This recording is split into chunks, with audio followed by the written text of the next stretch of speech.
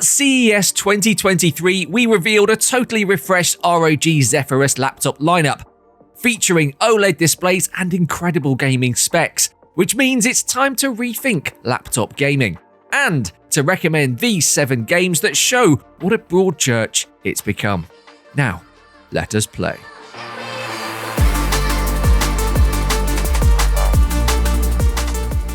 Hello and welcome to ROG Global, where we just unleashed a metric ton of new products at CES 2024, including those new Zephyrus builds. So if you want to see those reveals in more detail, check out our other videos here on the channel.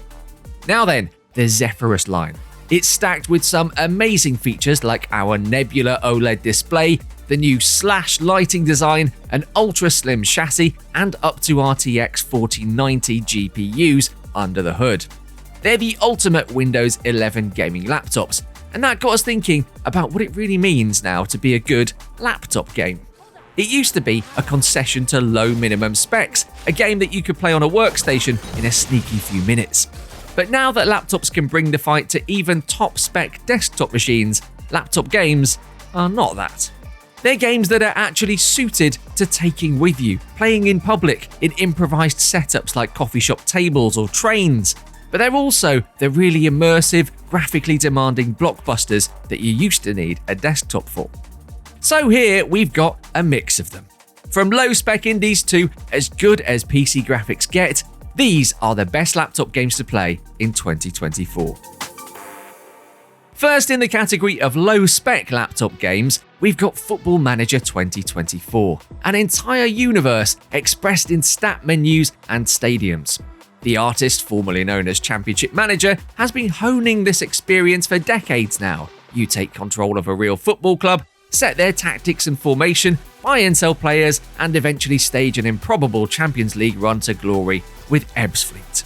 It's always been incredibly compelling and impressively detailed, but the animations in the match engine and the overhauled transfer negotiation system are especially good this year. It's perfectly suited to a portable device too. You don't really need headphones, you're not concentrating with that laser beam-like intensity, so you can play comfortably just about anywhere. But Football Manager has a knack for whiling away hours and making them feel like seconds. So it's both the Ronaldo and the Messi of long journeys. Another very low-spec title next, one that you could run on an older work laptop and that the new ROG Zephyrus can absolutely run in its sleep. Dave the Diver has no business being this good, frankly. It's just a collection of mini-games and disparate experiences following the titular underwater diver. It shouldn't feel so exciting, so compelling and cute. And yet, that contrast of art styles, mechanics, and stubborn refusal to just pick a genre makes it one of the most surprising standout games of 2023. You need a Core i3, 8GB of system RAM, and a GTX 450 or a Radeon HD 5570 to run it. So basically, any laptop you could possibly get your hands on is ready for a deep dive into an indie treasure. Obsidian's better known for epic RPGs than neat little self-contained stories about murder and mystery in monasteries, but Pentant shows us all that the Knights of the Old Republic and Pillars of Eternity devs can basically tell a great story in any setting and genre. And on nearly any laptop too. The minimum specs go very gentle here. A Core i3, 4GB of system RAM, and a GTX 650 Ti are what's required to transport you to this tapestry-like world of medieval intrigue and weighty decisions. That particular card was released by Nvidia in 2012, so nearly all modern laptops have the chops to run Pentant without a hitch.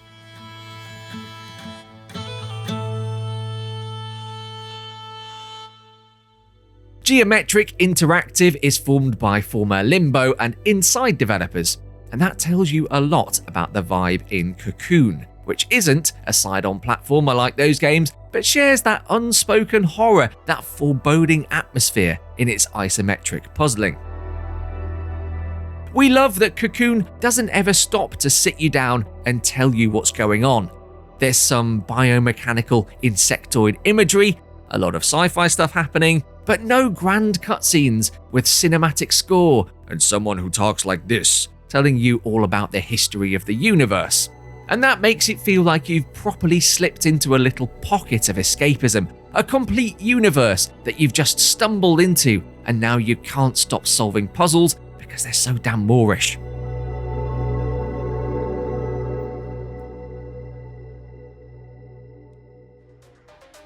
With some low-spec picks under our belt now, let's be a bit more expansive about what a laptop game actually is in 2024. Because ROG's latest version of the Zephyrus laptop doesn't really need you to look at minimum specs. It's packing up to an RTX 4090 GPU and an OLED display. It's basically a high-end gaming PC and monitor that you can just happen to fold in half and take with you on your travels. And that means Cyberpunk 2077, Phantom Liberty, the incredible story expansion for CD Projekt's famously graphically demanding RPG, can now be considered a laptop game. It's got path tracing support now for even more precise and wonderful lighting effects around Night City, and adds a new questline in a new district, Dogtown. Plus, actual Idris Elba. Get the charger out, we're going to be here for a while. Ask most living beings on planet Earth what their favourite game was in 2023, and they'll start passionately gesticulating and telling you about their lusty orc archer's adventures in Baldurs Gate 3. They can't help it either, it's so good at letting you build a really specific character and then play exactly as you want to, with way more freedom than games usually allow you. You've just got to be able to talk about it and process the adventures you've been on.